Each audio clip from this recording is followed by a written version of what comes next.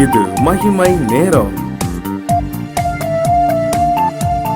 கிறிஸ்துவுக்குள் பிரியமானவர்களே, இந்த மகிமை நேரம் நிகழ்ச்சியில உங்களை சந்திப்பதில் மிக்க மகிழ்ச்சி அடைகிறேன். ஆண்டவர் நமக்கு கொடுத்து வருகிறதான இந்த மேலான கிருபைகளை எண்ணி ஒவ்வொரு நாளும் நான் தேவனை ஸ்தோத்திரிக்கிறேன். இந்த வாரத்திலும் கூட கிருபையை குறித்து நாம் தியானித்து கொண்டு வருகிறோம். யார் யார் கிருபையை பெற்றார்கள், யார் யார் தனக்கு கிடைத்த கிருபையை போக்கடித்தார்கள் என்று சொல்லி வாசிக்கிறோம். யோனா 2வது அதிகாரம் 8வது வசனம் சொல்கிறது, அநேகர் கிருபையை போக்கடிக்கிறவர்களாய் மாறி போனார்கள். இன்னைக்கு நாம் அப்படி இருக்காதபடிக்கு நம்ம எச்சரிக்கையாக இருக்க வேண்டும் என்று சொல்லி தான் ஆண்டவர் நம்மோடு கூட பேசி கொண்டிருக்கிறார். இன்றைக்கும் கூட தனக்கு கிடைத்த கிருபையை போக்கடித்தான ஒரு சகோதரரை குறித்து நாம் தியானிக்க இருக்கிறோம். நியாயாதிபதிகள் 14வது அதிகாரத்தில் நாம் அவரை குறித்து வாசிக்கிறோம். நியாயாதிபதிகள் 14 சிம்சோன் என்று சொல்லப்படுகிறதான ஒரு பலசாலியை குறித்து ஆண்டவர் அவருக்கு பலமாகிய ஒரு கிருபையை கொடுத்திருக்கிறார். ஆண்டவர் அவன் மேல கிருபை வைத்ததினால் ஒருவரும் அவனை சேதப்படுத்தாதபடியான ஒரு பெரிய பலன் சிம்சோன் இடத்துல இருந்தது. ஒரு கரடியை, ஒரு சிங்கத்தை வெல்லத்தக்கதான பலனை சிம்சோனுடைய வாழ்க்கையில கர்த்தர் கட்டளையிட்டு இருந்தார். ஆனால் இந்த சிம்சோனோ அந்த கிருபையை கடைசி வரைக்கும் காத்துக்கொள்ள முடியாமல் அவர் விழுந்து போனான். பிரியமானவர்களை, இன்னைக்கு ஒருவேளை நமக்கு ஆண்டவர் அநேகத்துல பலத்தை கொடுத்திருக்கலாம், ஞானத்துல பலத்தை கொடுத்திருக்கலாம், ஒருவேளை சரீரபூர்வமான பலத்தை கொடுத்திருக்கலாம், பாடல் தாளத்துல பலத்தை கொடுத்திருக்கலாம், நீங்க ஏதோ ஒரு விஷயத்துல நம்ம சிறந்து விளங்கி கொண்டு இருக்கலாம். ஆனால் அதை குறித்து ஒரு பெருமை நமக்கு வந்துடக்கூடாது. ஆண்டவரே, இது உங்களுடைய கிருபை. அதை நம்ம வீணான வழியில உங்களுக்கு ஆண்டவர் ஒரு இசை தாளந்தை கொடுத்திருக்கலாம். அந்த தாளந்தை நீங்க எதற்காக பயன்படுத்துறீங்க யோசித்து பாருங்க. ஆண்டவருக்காக பயன்படுத்துறீங்களா, இல்ல அதை ஆண்டவருக்கும் பயன்படுத்தி வேற ஏதோ ஒரு காரியத்திற்கும் நான் பயன்படுத்தி கொண்டு இருக்கிறேனா அப்படிங்கிறத சிந்தித்து பார்க்க வேண்டும். அப்படி இருக்குமானால் அந்த கிருபையை, கர்த்தர் நமக்கு கொடுத்திருக்கிற கிருபையை நாம் வீணாய் பயன்படுத்தி கொண்டிருக்கிறோம், அதை போக்கடித்துக் கொண்டிருக்கிறோம். இந்த நியாயாதிபதிகள் புஸ்தகத்துல சிம்சோனை குறித்து அழகாக சொல்கிறது. 6வது வசனம் சொல்கிறது, அப்பொழுது கர்த்தருடைய ஆவி அவன் மேல் பலமா இறங்கினதினால் அவன் தன் கையில் ஒன்றும் இல்லாதிருந்தும் அதை ஒரு ஆட்டுக்குட்டியை போல கிழித்து போடுகிறது போல கிழித்து போட்டான். பாருங்க, ஒரு பால சிங்கத்தை தன்னுடைய வெறும் கைகளினால் கிழித்து போடத்தக்கதான ஒரு பலத்தை சிம்சோனுடைய கைகளில் ஆண்டவர் கொடுத்திருந்தார். அப்படிப்பட்டதான ஒரு கிருபை சிம்சோனுடைய வாழ்க்கையில தாங்கினது. 6வது வசனத்தில் இப்படியாக நாம் வாசிக்கிறோம். தொடர்ந்து நம்ம வாசிக்கும் போது 19வது வசனம் சொல்லுகிறது, கர்த்தருடைய ஆவி அவன் மேல் இறங்கினதினால் அவன் அஸ்கோனுக்கு போய் அவ்வூரில் 30 பேரை கொன்று போட்டான். ஒவ்வொரு நாள் அவன் மேல கிருபை இருக்கிறதுனால, அவன் மேல கிருபை அவனுக்கு இருந்ததுனால ஒவ்வொரு நாள் அவன் இன்னும் பலப்பட்டு வந்தான். ஆனால் அதே இது நியாயாதிபதிகள் 16வது அதிகாரம் 19 வருஷத்துல வாசிக்கும் போது அவன் ஒரு பாவத்திற்குள்ளாக தன்னை ஈடுபடுத்துகிறான். அந்த பாவம் எதற்காக வருகிறது?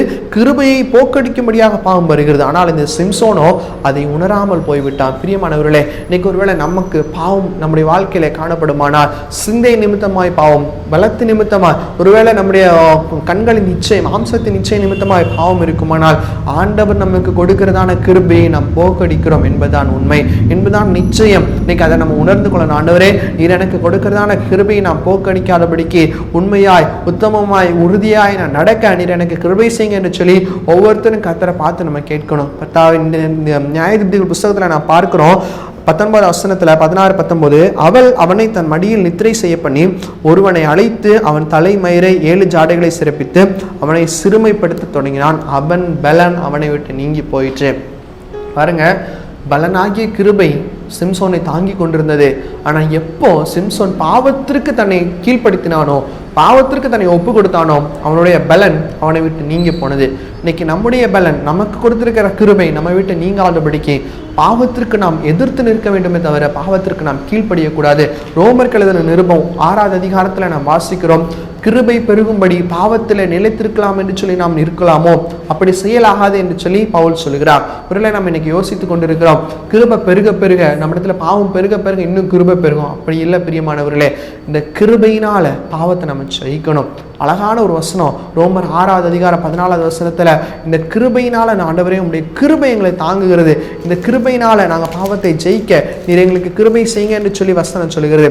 இந்த கிருபை இப்பொழுதும் 6வது அதிகாரம் 22வது வசனம் சொல்லி, இப்பொழுது நீங்கள் பாவத்திலிருந்து விடுதலையாக்கப்பட்டு தேவனுக்கு அடிமைகளானதால் பரிசுத்தமாக்குதல் உங்களுக்கு கிடைக்கும் பலன் முடிவோ நித்திய ஜீவன்.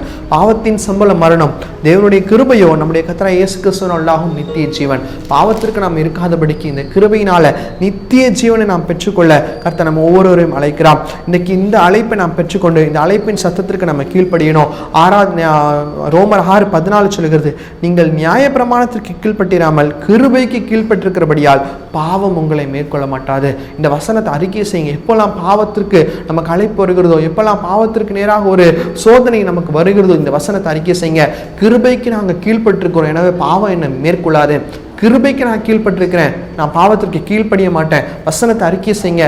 சிம்சோன் இதை மறந்து போனார். அவர் மேலே அவர் கிருபைக்கு கீழ்ப்பட்டிருக்கிறத மறந்து போனதுனால பாவத்திற்கு தன்னை கீழ்ப்படுத்தி கொண்டார். ஆனால் பிரியமானவர்களே, பாவத்தின் சோதனை வரும்போது, பிசாசு பாவத்தை நெருக்கி கொண்டு வரும்போது பிசாசை பார்த்து சொல்லுங்க, பிசாசை உனக்கு எனக்கு இடம் இல்லை, ஏன்னா நான் கிருபைக்கு கீழ்ப்பட்டிருக்கிறேன், பாவம் செய்ய எனக்கு அதிகாரம் இல்லை, என்னிடத்துல உனக்கு அதிகாரம் இல்லை என்று சொல்லி பிசாசுக்கு எதிர்த்து நில்லுங்க. இன்னைக்கு அநேகர் இதை செய்ய தவறி போகிறோம். பிரியமானவர்களே, சிம்சோன் தவறி போனாலும் கூட வேதவசனம் சொல்லுகிறது, கிருபையினால் சிம்சோன் மன்னிப்பை பெற்றார். எனவே ஆண்டவரே ஒரு விசை எனக்கு இறங்குன்னு சொல்லி சிம்சோன் கேட்கும்போது அந்த ஒரு விசை அந்த பலத்தை ஆண்டவர் மறுபடியும் கொடுத்தான். இன்னைக்கு ஒருவேளை நீங்கள் ஒரு குற்ற உணர்ச்சியோடு கிருபையை மேலே என்னை விட்டு விலகினதேன்னு காணப்படலாம். ஆண்டவர் கேட்கிறார் கிருபையினால் மன்னிப்பு. அதே கிருபையினால் ஆண்டவர் உங்களை மன்னிச்சு பழையபடியும் புதிய ஒரு வாழ்க்கைக்குள்ளாக ஆண்டவர் உங்களை ஒப்புக் கொடுக்க விரும்புகிறார். புதிய ஒரு வாழ்க்கை உங்களுக்கு தர விரும்புகிறார். அந்த வாழ்க்கைக்கு நீங்கள் உங்களை ஒப்புக் கொடுங்க.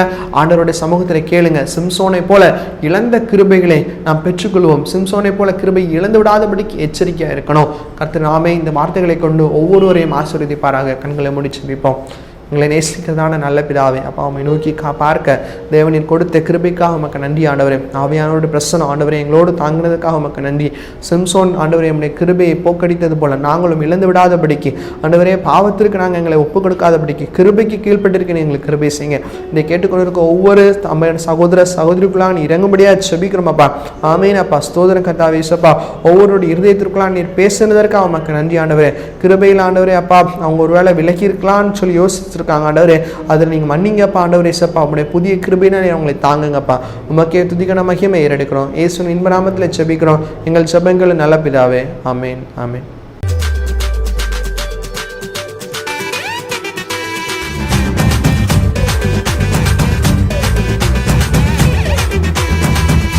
மகிமை மகிமை